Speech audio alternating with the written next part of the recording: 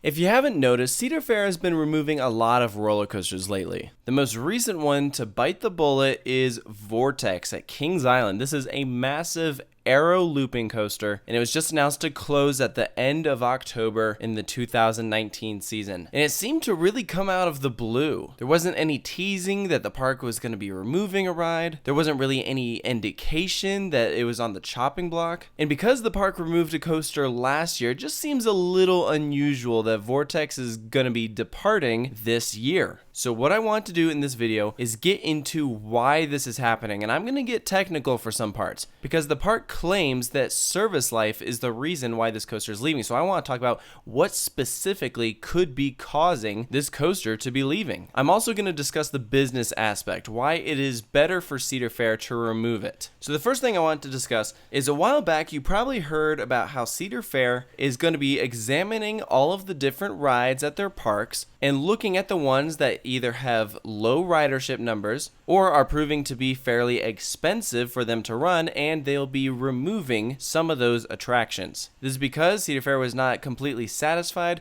with their quarterly earnings. Their numbers just weren't quite where they want them to be, and so according to Screamscape, one thing that they might have done is have contacted each of the parks individually and asked them to list the various attractions that fit within those categories. Then they'll take a look at all of them and decide which ones they're going to eliminate. I suspect this is a big reason why we saw Stinger get removed recently from Dorney Park, as well as Volcano the Blast Coaster from King's Dominion. And I'm going to get back to Volcano later because Lance from Screamscape brings up a very interesting point about how Volcano might be affecting Vortex. But I'm going to discuss that later, because as I mentioned already, Kings Island already removed a roller coaster. Last year they took out Firehawk, but that was for a very obvious reason. They are building a Giga coaster there. Like, it's common sense why that one is leaving. It was never super popular, and everyone would rather have a Giga. It just makes sense. So I don't think anyone really has any problem with that. But Vortex, this is where it gets interesting because the park has gone out and said that they currently do not have any plans in the works for what will replace Vortex. So that tells you right there, the fact that this ride is getting removed has nothing to do with the land that it is sitting on. They weren't looking at spots for where they could build another roller coaster and said, you know, let's put one in Vortex's location. That's not what happened. I suspect removing Vortex was a last minute decision. Not as last minute as I suspect Volcano's was, because I suspect that that announcement had maybe a few weeks notice at best. This one I imagine that they've known that they would be removing it for a few months, but I do not think that they knew they'd be removing it this time last year. Before they announced they'd be removing Firehawk, they did this entire teaser campaign, throwing out all these different possibilities of which ride it could be. And for a while, people thought it was going to be either Firehawk or Vortex, and then they put out this tweet saying, guys, Vortex isn't going anywhere. Well, clearly, the tweet was greatly exaggerated about how our rumors were greatly exaggerated. And also, just the fact that you would remove two big roller coasters in back-to-back years, it just doesn't make a whole lot of sense. Clearly, something happened that is sparking this removal. And that's kind of where we get into the service life aspect of this. Vortex is 33 years old. It opened in 1984, and the park has gone out and said that these aero coasters last about 25 to 30 years. And that's proven to be fairly true. Some don't last as long, some last a lot longer. Corkscrew at Cedar Point is 43 years old, but Great American Scream Machine at Six Flags Great Adventure was only 21 years old when it was removed. This is only the second aero coaster for Cedar Fair to take out. The first one being Orient Express at Worlds of Fun. That was removed after 23 years of operation. Some other interesting facts, Anaconda at King's Dominion is 28 years old as of right now, and Viper at Six Flags Magic Mountain is 29 years old as of right now. By removing Vortex, the only other aero custom looper of this size left is Viper at Magic Mountain. I would normally say maybe that one's going to be biting the dust, but Six Flags Magic Mountain did recently do a refurbishment on it, so I suspect we'll still see that around for a few more years at least. But you might be wondering, why is the coaster only lasting that long? One factor you have to remember is that aerodynamics is no longer in business. S&S is known for providing some of the parts to keep some of these coasters going, but it is just a little tricky when the company that built it is not around anymore. And these aero coasters are known for being pretty reliable. When was the last time that Vortex went down and they said, oh, we're closed because of a technical issue? That rarely ever happens to these aero custom loopers. At least with Firehawk, you could say, oh yeah, well, it was unreliable. So we know reliability is not the reason why it's getting taken out. So what is? And by no means has what I'm about to tell you been confirmed. It's just speculation on my part, but I imagine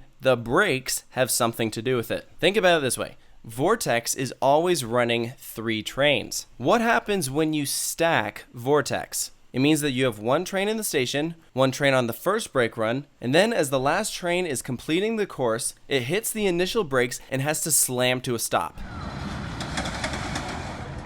And if you know how block brakes work, then you understand why that is the case. It's a safety measure. It's to prevent it from hitting the train in front of it. When there is not a train occupying the other brake run, the initial brakes do not bring the coaster to a complete stop. It does drastically slow it down, but it comes to a complete stop in the next set of brakes. So let's talk about what happens when that coaster is slamming to a complete stop. To put it simply, it's not exactly good for the brakes. It's putting a lot of stress on it. If Vortex were to run 2 trains all the time instead of 3, it would probably mean that they wouldn't have to replace some of those brakes as often. And that really goes for just about any aero coaster. Look at Corkscrew at Cedar Point. They have 3 trains on, and when was the last time Corkscrew actually ran all 3 trains? And the same goes for Viper. Rides like Anaconda only have 2 trains, so they don't have that issue. Take Tennessee Tornado, for example. It's slightly different. They have 2 trains, but because Tennessee Tornado does not have a mid-course and that it has a short brake run, it's actually better for Tennessee Tornado to run 1 train, because when they run 2, that second train is going to slam to a complete stop. It's just not that good for the brakes if it's doing that every time. It also places a lot of stress on the ride operators, because then they feel pressured to go really fast so that they aren't stacking. Rides like Magnum have that issue where the ride ops are booking it so that when that coaster is running 3 trains, it won't slam to a stop on that initial brake run. You don't have that issue when you're normally running 2 because it doesn't have to stop the train as fast, and it's also more comfortable for the riders. By Cedar Fair running this ride at full capacity, even if it's not needed, by nature, they're increasing their maintenance costs. So no, I don't think the coaster is sinking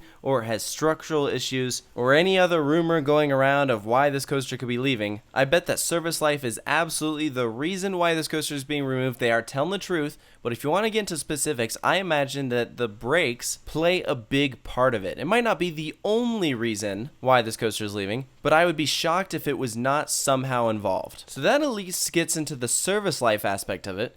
But are there any other reasons why Vortex could be leaving? According to Lance at Screamscape, there just might be. Let's look at Volcano the Blast Coaster. Fans were devastated when King's Dominion announced that this ride would be leaving, and it's no secret that was a fairly last-minute decision. It was not in the park's 5-year plan, but what might have been in their 5-year plan is the removal of Anaconda. Go back to what I was talking about earlier with rides that are not very popular. I cannot remember the last time Anaconda actually had a long line. If you ask most people, they would tell you that they at least like Vortex more than Anaconda. I know I certainly do. I at least ride Vortex every time I go to Kings Island. I ride Anaconda maybe once a year. But because Volcano is leaving King's Dominion, for them to remove another roller coaster so soon would leave a bad taste in a lot of people's mouths. I imagine they will still remove Anaconda within the next few years, but you gotta replace Volcano first. Think about it this way. Kings Island replaced Firehawk with Orion, then they announced Vortex because it takes the weight off of it. Obviously, fans are sad that their Aero Looper is leaving, but still be excited, there's a Giga coming. Why run a roller coaster when you start to lose money with it? When you reach the point where you're putting so much money into it and not getting enough out of it. I imagine that Kings Island has reached that point. They're not making any more money by having Vortex around. It would be a better financial decision for them to take it out. That doesn't mean that we won't miss it. Obviously, this coaster is a huge icon for the park. It is so photogenic, probably the most photographed ride in the park. It will be missed, but obviously Cedar Fair loves Kings Island. They pour so much money into this park. Whatever comes around and replaces it, which I'm sure will be a roller coaster, will probably be great.